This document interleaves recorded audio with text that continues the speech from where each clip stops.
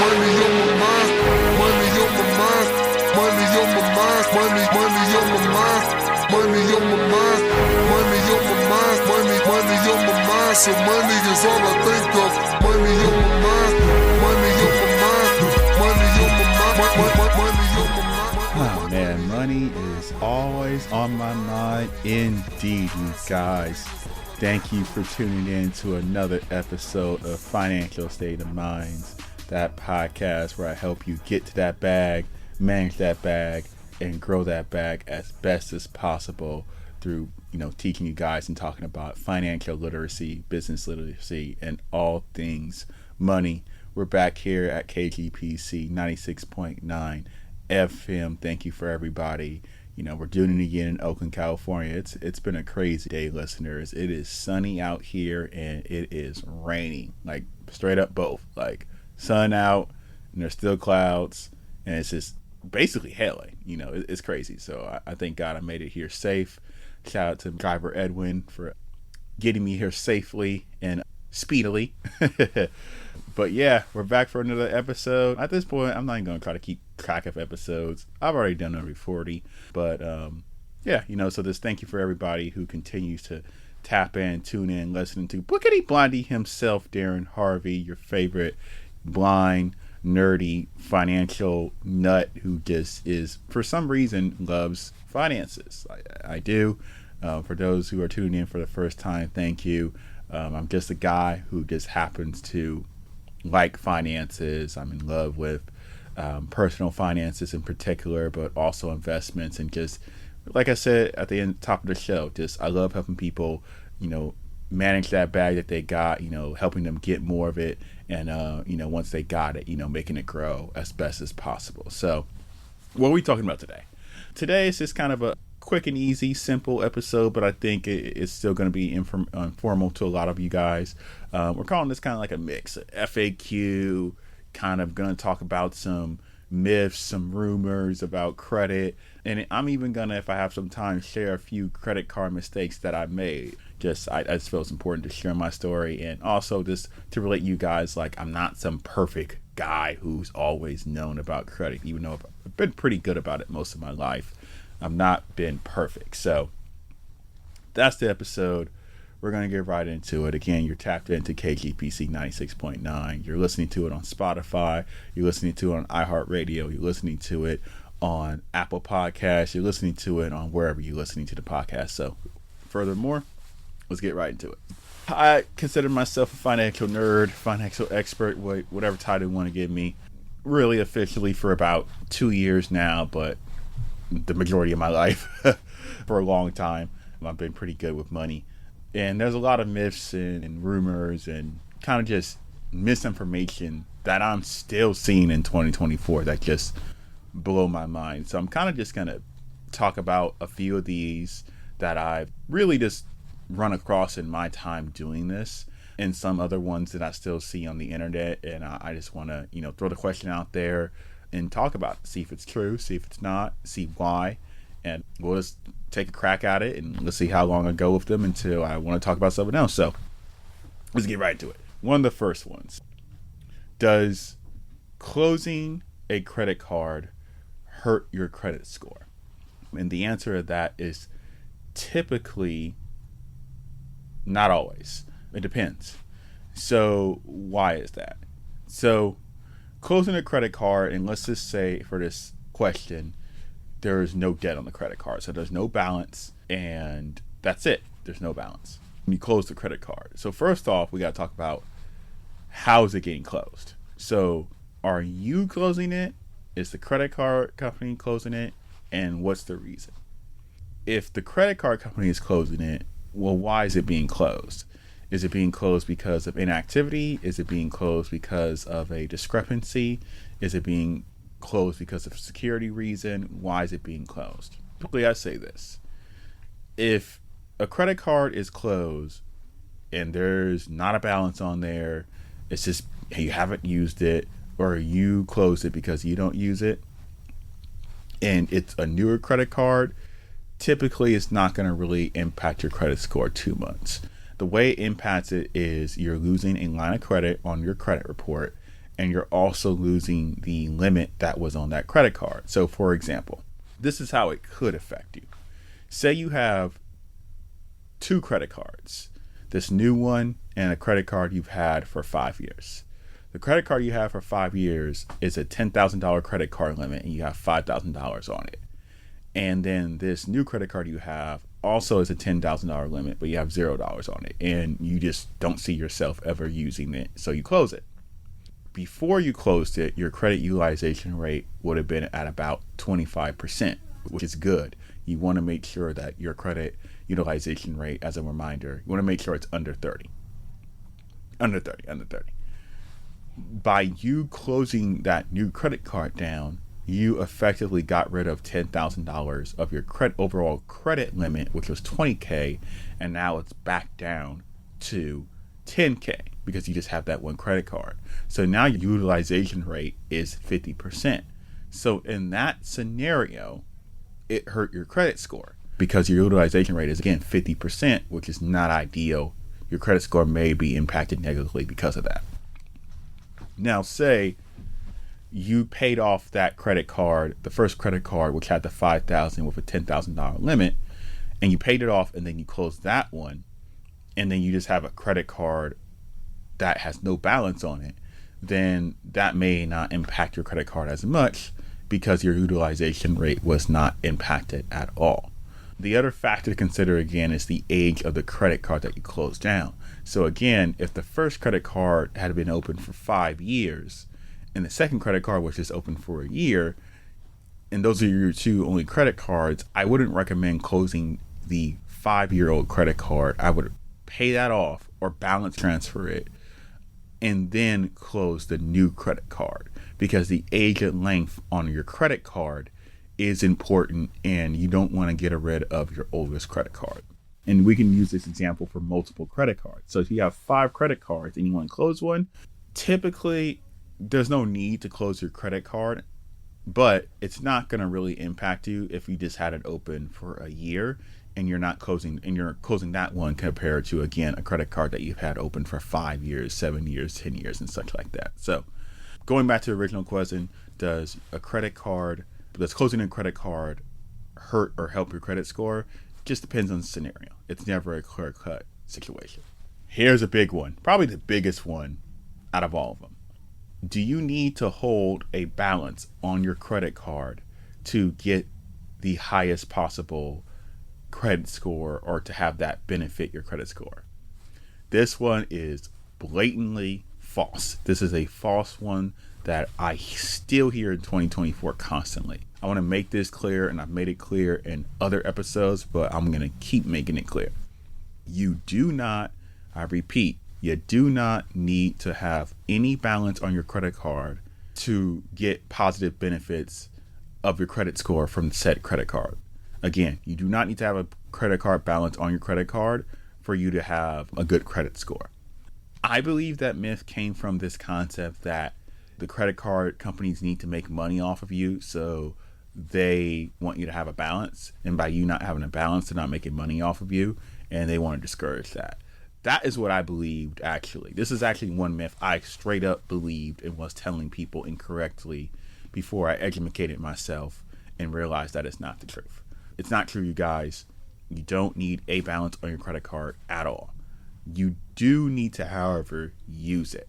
So as I've said many times in the show before, you want to use your credit card and pay off that balance by the due date, the closing date, the payment date, whichever one, definitely by the reporting date. You want to pay it off in full if possible. If not possible, as much as you can, at least the minimum payment. You want to make that payment date, and you want to use the credit card. You don't want to leave a balance on there if possible. Obviously, for the reasons of accruing debt, obviously for the reasons of having a balance affecting your credit score because of the utilization I just talked about previously. And you want to have it under 30%, really under 10. And if you can do it under 10, get rid of the whole thing. That is the best way you can actually get positive impacts or positive influence into your credit report and therefore positively affecting your credit score.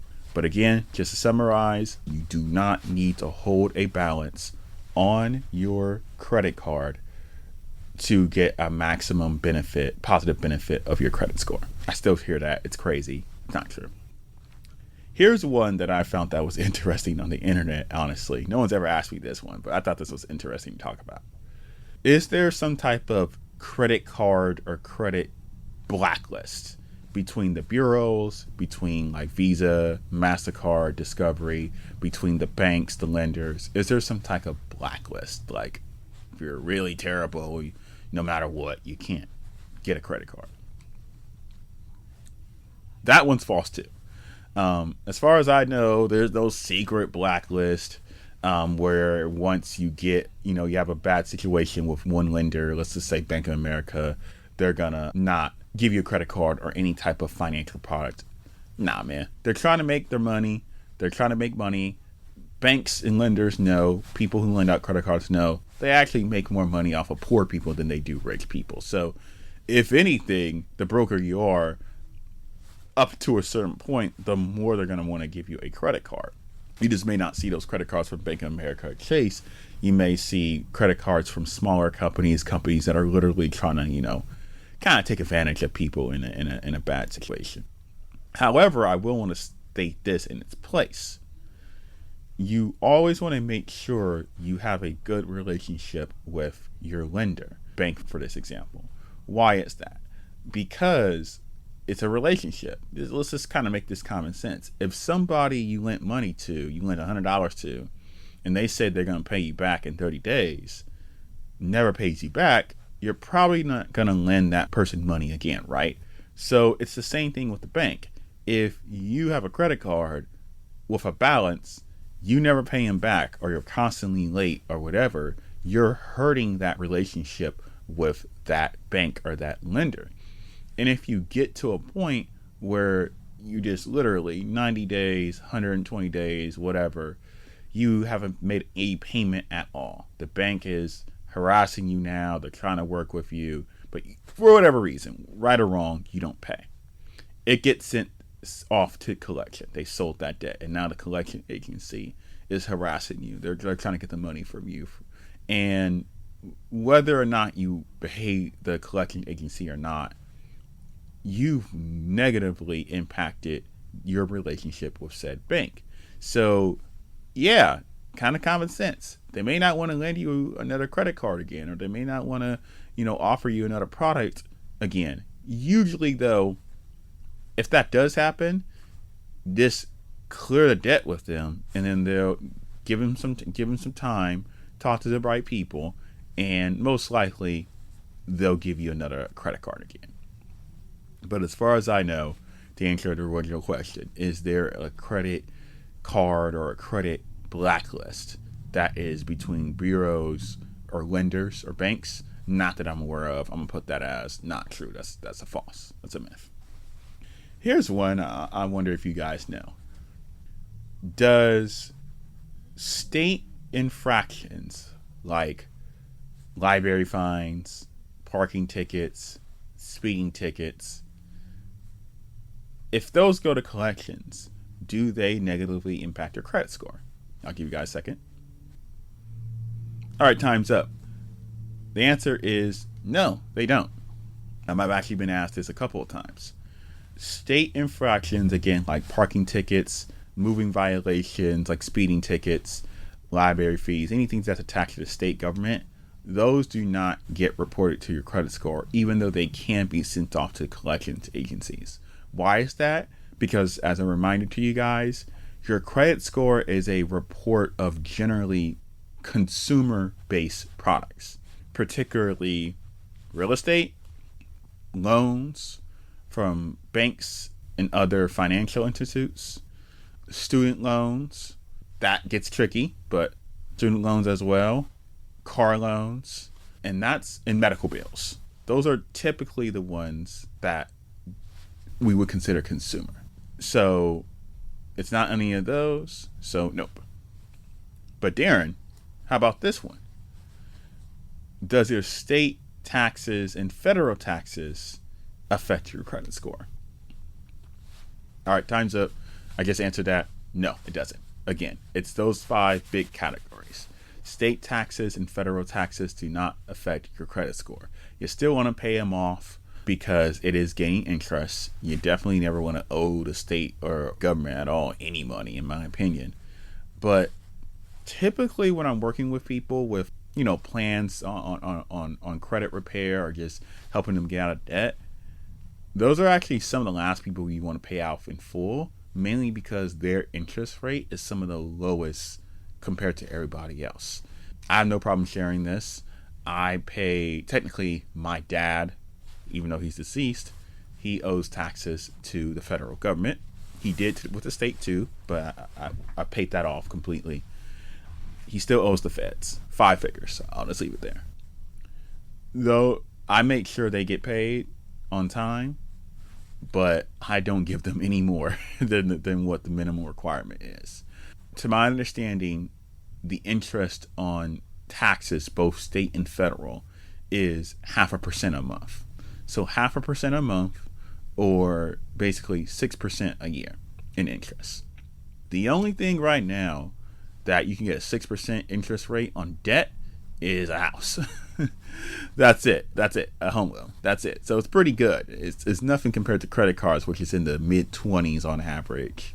So, I typically educate people and say, for me, those are the ones I work off last, because as long as you pay them, there's not going to be any serious penalty. But anyways, yes, state and federal taxes do not affect your credit score. That is, that's what it is.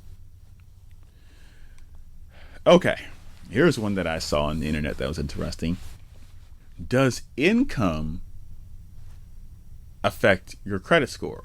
Meaning, the more money that you make, the higher your credit score, and the less money you make, the less your credit score. Technically, that's false.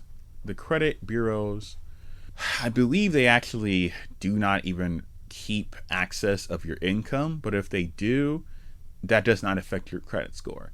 None of the factors that create a credit score, and what are those? Payment history, the credit lines, the length of credit history. So payment history, length of credit history, credit utilization, the types of credit that you have in your credit inquiries, meaning are you trying to open up a credit? Those 5 factors.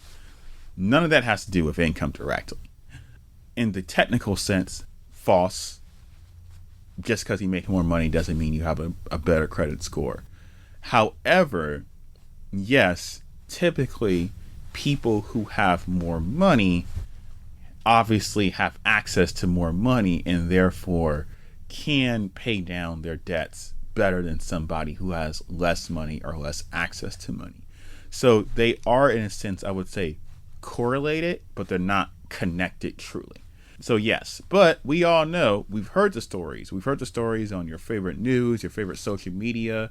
Rich people with millions of dollars going into bankruptcy all the time. So if you're going to bankruptcy, I'm not sure if you guys know this, bankruptcy severely impacts your credit score. Your credit score can go down by like 100 points, 70 points, definitely 50 plus, depending on your situation.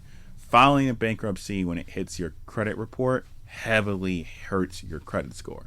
And you can file your bankruptcy and you have money. You typically don't, but it's possible. So again, income does not impact credit score. So how about this one? Darrin, can income affect you being able to get a credit card? That's also not true. Your income cannot impact if you're able to get a credit card. However, your income may or may not be a factor on how much of a credit line you have. And this is just simple, guys. Like, let's just make common sense again. Would you rather lend money to somebody who makes $1 million a year or somebody that makes $10,000 a year? Right? It's about the idea that a person who makes $1 million a year has a higher chance or is more able or likely to pay you back on a timely manner compared to somebody who only makes $10,000 a year. It's a factor that they're looking at. So no, just because you make only $20,000 a year doesn't mean you can't get a credit card. But yes, it is true. If you make $500,000 a year, that's going to look better on your application, than if you're making $20,000 a year. It's just kind of common sense. But again, you could be making $500,000, and if you have 20 maxed out credit cards, you're not getting the credit card. I don't care. You're just not getting it.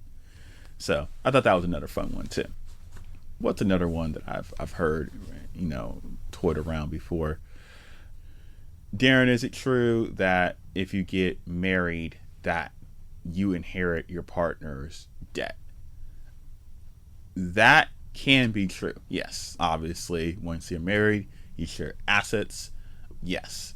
The debt, you don't inherently inherit the debt, but the way you quote unquote inherit it is such that, say you own a home, say me, I'm cool, but my girlfriend is full of debt and she doesn't pay her debt. Yes, they can somehow, in a long stretch, they can come out of the house, or they can come out of assets that I own because we're married and we share those assets, or we co-own those houses, and then they could use that as a reason that you can pay them back. So in a sense, yes, you don't inherit the debt by name directly in that scenario, but yes, you could have to pay out of pocket yourself because you guys share the assets. So that is a true statement too. What other ones? What's some other good ones I've heard along the ways of people when it comes to random myths and stuff like that? There's also, I guess, this is perception that just because a credit card has an annual fee makes it automatically a bad credit card. Is that true? No. The card that I talk about all the time, you guys, that Chase Sapphire, has a high $500, I think it's a $550 annual fee. But the benefits for me make it worthwhile. The amount of points me and my girlfriend rack up, all the trips that we're able to take for discounted or free because of those points, make it worth it. I also get a statement credit back on travel. We get to go on pre-TSA, global entry, that's paid for through the credit card. There's so many benefits with that particular credit card that I'll always constantly talk about that make the $550 annual fee worthwhile. I will say this though, in my personal opinion, there's very few credit cards that are worth paying an annual fee. That just happens to be one of them. But I can probably count on my one hand. I literally think I can probably name them off. The Capital One Venture X, the Chase Sapphire, Reserved or Preferred, the American Express, I think it's the Platinum or Gold, and obviously the Black Card. Those are all worth it. They provide enough benefits to make sure they're worth it. But that's pretty much it. There's a few others that I may be missing off the top of my head. I generally don't advise or recommend, I should say, credit cards that have annual fees, because there's generally a credit card that is comparable that doesn't offer an annual fee. But yeah, this idea that all credit cards with annual fees are inherently bad, that's not true. Actually, in my opinion, the best credit cards have some type of annual fee or some conditions that need to be met so you can keep the credit card. So, I think that'll be it for myths. And I'm trying to think if there's anything else. Let me look at my phone. Anything else when it comes to myths and stuff like that. So, nope, that's really it. And shoot. Yeah, I can't really think of anything else. So I'll just kind of really wrap it up right there. Listen to my show. Let me plug myself in. Listen to my show and you'll get the facts when it comes to credit cards. And what I always say in every episode is, or I try to remember, is don't just listen to me. Listen to other great podcasts, read some other great articles or websites that post out personal finance related information. There's so much information out there. Some misinformation, as I just went over, some that are, good, but you want to do your research. Don't just trust one person. Go to your bank. And if you have a credit card or any financial product at an institution, they offer information typically, and they offer great tools and service. I will give you guys one that just hit me. I have to say it because this is a big one. This is a big one I get, and then I'll end the episode. Is Credit Karma's or any other similar app like Credit Sense or Mint, or I think NerdWallet has one too, any of these apps that give you a free credit score, are they not accurate? They're not accurate, right, Darrin? Give you a minute. Think about it. That's a false. They're accurate. They're a little too accurate. That's what I tell people. They're a little too accurate. They are using a different system than what typically a lender will use. I talk about FICO. FICO is the credit system used to create a FICO credit score. And I talk about FICO because that is the system that Bank of America, that Trace, that many other lenders use when they're running your credit. They use FICO. There is another system called Ventrex or Vanex. I'm butchering the name right now. That's what most credit reporting sites that you use for free, they use. They're similar, but they're different, and they calculate your credit score differently. That's why even when you use these websites, you see slightly different credit scores because they're calculated indifferently. This is what I tell people. Okay, so again, Darrin, why are you saying that it's too true? It's too accurate. They update it, quote unquote, daily, which by the way is kind of impossible, but they update it daily. Your FICO credit score is the last 90 days of your information, of your credit report information. So it's never going to be 100% caught up just by the way they're calculating your score and compare it to, say, Credit Karma, which is calculating your score on a daily basis. Why is it too accurate? Because, guys, your credit score does not truly update every single day. Your credit score updates when a lender sends in the history. So you pay Bank of America, you pay it on time, on the right day. A couple of days later, they send it out on the reporting date, and they send it out to the credit bureaus, and that's how the credit bureaus know that you pay Bank of America on time. When Credit Karma says, hey, your credit score updated, and you checked on the 1st and the 15th, it probably didn't update your Bank of America credit score if your Bank of America reporting date is not until the 23rd of every single month. That's why I say sometimes the credit scores on these apps are a little too accurate. So what you want to do, this is what I tell people, this is what I recommend to people. When you are looking to open up any type of loan, you want to check an app that will tell you your FICO score. That is more closer to the score a lender is going to see when they pull your credit score. All right, that's it. That was like the fastest 30-minute episode I've ever done. I might do this on other stuff like investments and stuff like that, but that's it. I'm getting my donuts from Donut Savant finally, so I might put that on video. Maybe we can put that on video, me eating a donut. But thank you guys for tuning in. This was a quick episode, just wanted to do for fun, just to get some facts straight and just get some information clear. You know, it's your boy Bookity Blindy, Darrin Harvey of Financial State of Mind. You've been listening to it on KGPC 96.9 FM on or .org, basically, on the website. You've been listening to it on Spotify, your favorite podcasting platform. I appreciate you guys for tuning in and listening to another episode, and we'll be pumping out more episodes, hopefully on a more consistent basis and frequent basis. So that's it.